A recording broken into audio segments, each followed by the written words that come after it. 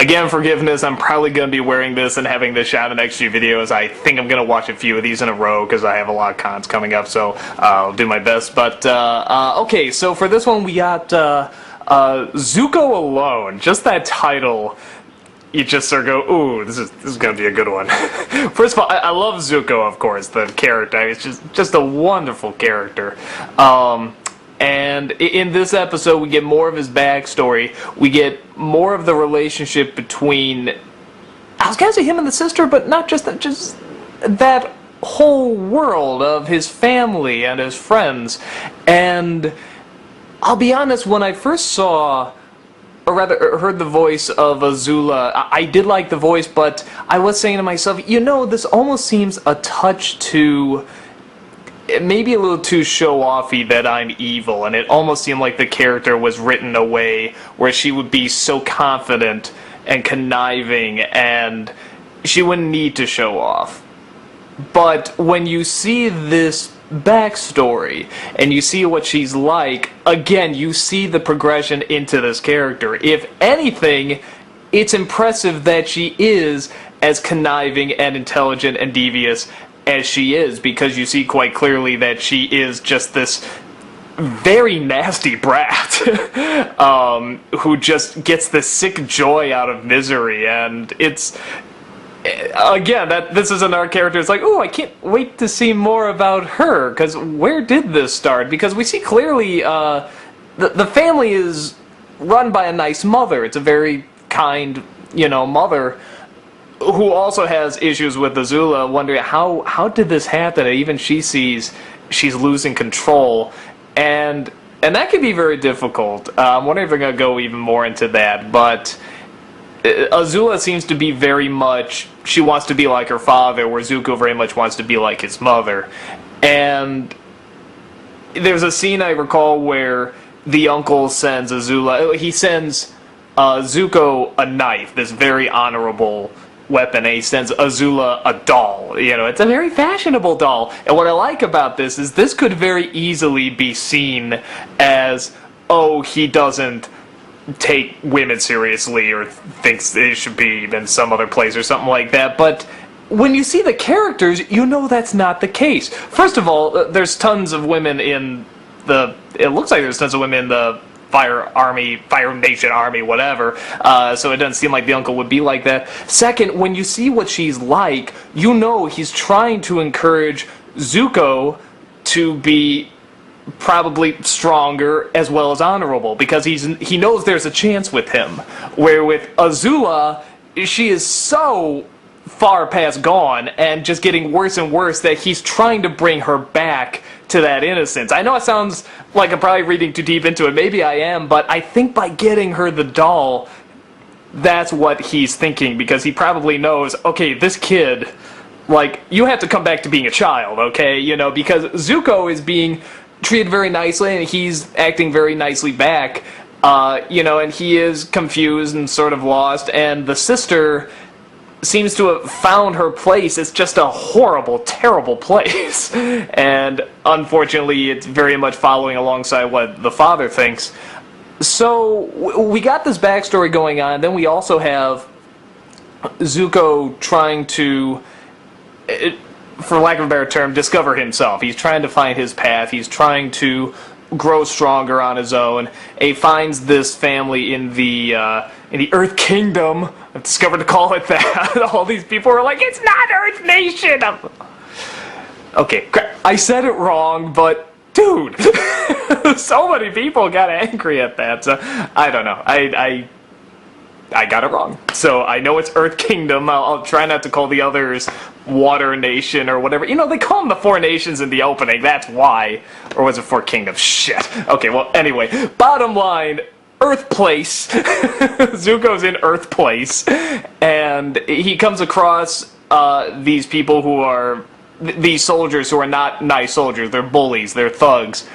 Again, I really like this. They're not going, all the kingdoms are nice and all the people are nice and just the big bad Fire Nation. There's good people in the Fire Nation, there's bad people in the Earth Kingdom, and so on and so forth. Again, it keeps it's not so black and white. I really enjoy that.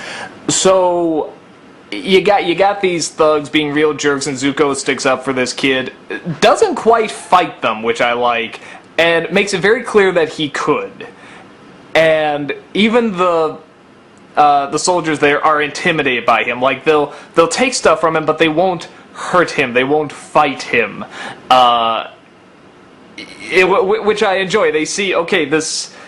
We don't know who this kid is, and he has this scar, but he's gonna fight. Obviously, this kid is not afraid of getting in fights, so let's be careful here.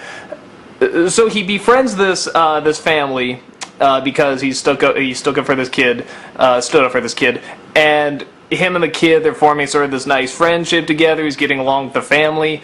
Suddenly, the soldiers come. They take the kid away.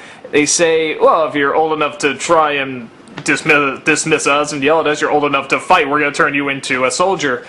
Comes, gets Zuko, says, "I don't know who else to go to. You got to help me. They took our son away." So he goes, has this badass battle. I believe he revealed who he was how it worked. He revealed that he's Prince Zuko. He's been banished and stuff, but this is who he is. He has found his identity in a sense. Like, he's admitting who he is. He doesn't care who knows it, and that comes at a great price. Everybody hates him now. Even the people he just befriended despise him. It's very much Frankenstein, which it's just more tragedy, more angst, more... but it works. The one thing I thought that could have been a little stronger is that he made such a connection with the kid. I would have liked it. Maybe the kid was a little confused, or he didn't know how to feel, and then maybe the grown-ups sort of told him more who he is or what he's done, and that turned him into hating him. I don't like they just turned on a dime, especially because his life was saved by him. I know that's the idea, that it's the harshness of prejudice, but I would have liked if there was a little bit more of a transformation there. And Zuko walks into the sunset alone. A great development story. Do they explain what happens to the mother? I was kind of lost on that.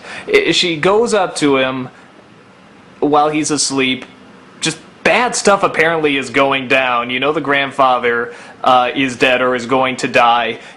The grandfather does not like what Zuko's father is saying and proposing. And even though he kind of seems like a very aggressive man, he still has his good side and does not like the idea of totally turning aside the uncle and instead putting who's going to be the Fire Lord as Fire Lord, Zuko's father. He passes away, maybe. Good possible plot. But, so he passes away. The sister is thrilled. Like an evil little... I hope they go into that more. I like to know how she became this. My guess would be she hangs out more with the father, but regardless, the mother is very supportive and very kind, leaves, and says, "Just know everything I've done for you," sort of puts his cloak on and goes away, and all they ever say is just that she's not there, she's gone. I don't know if that means she left, she was killed, she killed herself. Maybe that's something that's going to be revealed in the next episode or down the line. I'm not sure. How do I put it? I wish they left it more obvious whether or not that was a mystery, which, of course, I'm sure everybody in the comments is now going to say, no, it was this, or it's supposed to be that. So, regardless, that could have been made a little bit more clear to me. You probably noticed an edit there because I actually, it wasn't because my wife walked in or anything, I actually went to check on the name of the voice actor. I know it's whatever, Rufio, but I wanted to get his name right. His name is Dante Bosco, and I wanted to get that name right because this name really deserves to be known, and I say that because this person got something that so many big name actors try to get. And it's what actors like Kevin Costner and Russell Crowe and Daniel Craig, John Wayne, all these actors try to get this and so rarely hit it, in my opinion. But this Dante Bosco guy, he hits it so well. And that is the brooding, honorable warrior. And what he gets about it is that he focuses on the tragedy and not the brooding. And there's a big difference. When you see this character of Zuko go up, and everything he says, you can tell this is a very dramatic, very tortured character, but he's not doing it to show off, and he's not dead to the world either. He's somewhere in between trying to be something of worth and shutting off from the world altogether. And there's that battle constantly going on in a search for trying to find out who he is. A lot of actors try to get this by just talking monotone, by just acting like, well, I've given up to the world and that shows I'm dramatic. No, this guy gets it, and he does it so superbly well. And I think the fact that he was obviously born with this very young sounding voice, I mean, the guy's older than I am, and he has this voice, and he's using it to his advantage. I love people that take something that many would see as a disadvantage and they use it to their advantage. You know, Peter Dinklage, another great example. I mean, they just own what many people would say would work against them, and they make it not only not work against them, but work for them. And I love what this guy is able to do with this character. I mean, on top of it, it's a very well-written character. And almost all the voice actors in the show are superb, but this guy in particular, I think, really captures something that, like I said, is so marketable in big blockbusters. We always try to capture the quiet warrior who's brooding and trying to look dramatic and squints the eyes and frowns and only once in a while might give a little bit of a smile because they're so tortured and drama and we love all that. But I really think this guy gets it and he nails it. And in my opinion, it's very rare that you see that. You only see that with really, really great actors. And I really think he nailed it in this performance. And a lot of people would say, well, just because he got here doesn't mean he's that great because it's just voice acting. I really disagree. I think with voice acting, it's even tougher because you have to get it all out simply in the vocals. You don't have any facial expressions, any body movement, any of that. All of it has to come from the voice.